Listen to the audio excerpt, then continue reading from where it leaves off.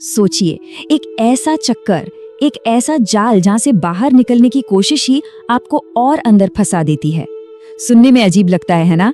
खैर, 1935 में महान संत रमण महर्षि ने आत्मज्ञान के इसी सबसे बड़े विरोधाभास, इसी दुष्चक्र को सुलझाने का एक रास्ता दिखाया था। तो आज चलिए उसी गहरी बातचीत की परतों को खोलते हैं। बातचीत की शुरुआत होती है इस बेहद शक्तिशाली विचार से, स्वयं बने और सारी इच्छाएं और संदेह अपने आप गायब हो जाएंगे। ये सिर्फ एक अच्छा लगने वाला विचार नहीं है, बल्कि ये वो मंजिल है जहां मन की सारी उथल पुथल एकदम शांत हो जाती है। लेकिन सवाल ये है कि यहाँ तक पहुंचा कैसे जाए? तो क्या किताबें पढ़ने से या फिर घंटों ध्यान करने से ये मंजिल मिल सकती है? महर्षि के मुताबिक ये सब बस मददगार हैं, सहायक हैं। असली और सबसे जरूरी चीज अगर कुछ है तो वो है गुरु की कृपा। लेकिन अगर कृपा ही सब कुछ है तो फिर हमारे रास्ते में आखिर खड़ा क्या है? तो ठीक है, अगर मंजिल साफ है तो फिर ये रुकावट क्या है? चलिए इस पहली और शायद सबसे बड़ी बाधा को समझने की कोशिश करते हैं। ये सवाल हम सब के मन में कभी ना कभी तो उठता ही है कि भाई, सब कुछ जानने के बावजूद मंजिल इतनी दूर क्यों लगती है? महर्षि के अनुसार इसका जवाब सिर्फ एक शब्द में छिपा है, और वो शब्द है वासना। लेकिन ये सिर्फ बुरी आदतें नहीं हैं। इसे ऐसे सोचिए, ये हमारे मन के वो गहरे सॉफ्टवेयर प्रोग्राम हैं जो तय करते हैं कि हम दुनिया को कैसे देखेंगे। ये एक ऐसा चश्मा है जिसे हम सब पहने हुए हैं, और हम ये भी भूल गए हैं कि हमने इसे पहना हुआ है। और बस यहीं पर कहानी में एक बहुत दिलचस्प मोड़ आता है।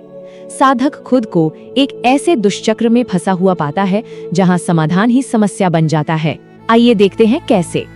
तो जाहिर है सवाल उठता है कि इन गहरी मानसिक आदतों से छुटकारा कैसे पाया जाए, और यहीं पर महर्षि का जवाब उस दुष्चक्र को सामने लाता है। जवाब मिलता है स्वयं का साक्षात्कार करके। सुनने में तो ये बहुत सीधा और सरल लगता है ना? लेकिन यहीं पर वो दुष्चक्र शुरू होता है जिसे भक्त तुरंत पहचान लेता है। तो देखिए, पैराडॉक्स ये है, अपनी आदतों पर, अपनी वासनाओं पर काबू पाने के लिए खुद को जानना जरूरी है। लेकिन मजे की बात यह है कि यही आदतें तो हमें खुद को जानने से रोकती हैं। ये तो बिल्कुल वैसी बात हो गई कि चाबी ताले के अंदर ही बंद है। तो क्या इसका कोई हल नहीं? क्या कोई रास्ता ही नहीं है? महर्षि के पास इस चक्र को तोड़ने का एक बहुत ही शानदार तरीका है।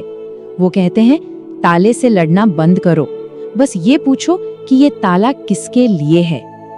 महर्षि कहते हैं कि ये जो दुष्चक्र है ना, ये असली है ही नहीं। ये तो सिर्फ अहंकार की बनाई हुई एक मानसिक उलझन है। असली सवाल ये नहीं है कि चक्र को कैसे तोड़ा जाए, बल्कि ये है कि ये चक्र किसके लिए मौजूद है, ये पूछ कौन रहा है। तो पूरा का पूरा फोकस समस्या से हटकर उस पर चला जाता है जिससे समस्या है। आदतों से लड़ने के बजाय उस मैं की खोज करनी है जो फंसा हुआ महसूस कर रहा है। आखिर ये मैं है कौन? और यहीं से असली जांच शुरू होती है। और जब इस मैं की जांच शुरू होती है तो एक बहुत ही दिलचस्प बात सामने आती है। हमारे अनुभव, जागना, सपना देखना, सोना, ये सब लगातार बदलते रहते हैं। लेकिन एक चीज है जो कभी नहीं बदलती। जब हम जागे होते हैं तो हमारा मैं दुनिया का अनुभव करता है। सपनों में यही मैं एक बिल्कुल अलग दुनिया में होता है, और गहरी नींद में तब तो ये लगभग गायब ही हो जाता है। लेकिन इन तीनों अवस्थाओं के पीछे एक स्थिर साक्षी है, आत्मा। वो गहरी नींद में भी मौजूद था, वरना जागने पर कौन कहता कि मैं बहुत गहरी नींद में था। इस विचार को और भी सरल और भी साफ बनाने के लिए रमण महर्षि एक बहुत ही सुंदर उदाहरण का इस्तेमाल करते हैं। वो कहते हैं, ये सब एक सिनेमा शो की तरह है। कल्पना कीजिए कि एक सिनेमा हॉल है और पर्दे पर एक फिल्म चल रही है जिसमें तरह तरह के सीन्स हैं, किरदार हैं, कहानियां हैं। इस उदाहरण में आत्मा वो सफेद पर्दा है, एकदम शुद्ध, स्थिर और हमेशा मौजूद। और ये दुनिया, हमारे विचार, हमारी भावनाएं, हमारा अहंकार, ये सब क्या है? ये सब उस पर्दे पर चलती हुई फिल्म की परछाइयां हैं। परछाइयां आती जाती हैं, बदलती रहती है, लेकिन पर्दा हमेशा वही रहता है। परछाइयों का अपना कोई अस्तित्व नहीं है, वो पूरी तरह से पर्दे पर ही निर्भर हैं। और इस पूरे उदाहरण का सबसे गहरा संदेश ये है कि हम पर्दे पर नाचने वाली परछाइयां नहीं हैं, हम वो पर्दा हैं जिस पर ये सब हो रहा है। हम वो स्थिर वास्तविकता हैं जिसमें सारे अनुभव आते और जाते हैं। लेकिन जब ये सब कुछ समझ में आ जाता है, तब भी एक आखिरी और सबसे बारीक बाधा रह जाती है, और वो बाधा है ये विचार, मुझे अभी तक साक्षात्कार नहीं हुआ है। महर्षि कहते हैं कि ये विचार भी पर्दे पर चलती हुई एक और परछाई के सिवा कुछ नहीं है। असलियत तो ये है कि आत्म के अलावा कुछ है ही नहीं, वो हमेशा से ही मौजूद है, वही एकमात्र सच है। तो हम इस गहरे सवाल के साथ इस चर्चा को समाप्त करते हैं। अगर केवल पर्दा ही असली है, तो फिर वो कौन है जो फिल्म देख रहा है और खुद को एक किरदार समझ रहा है?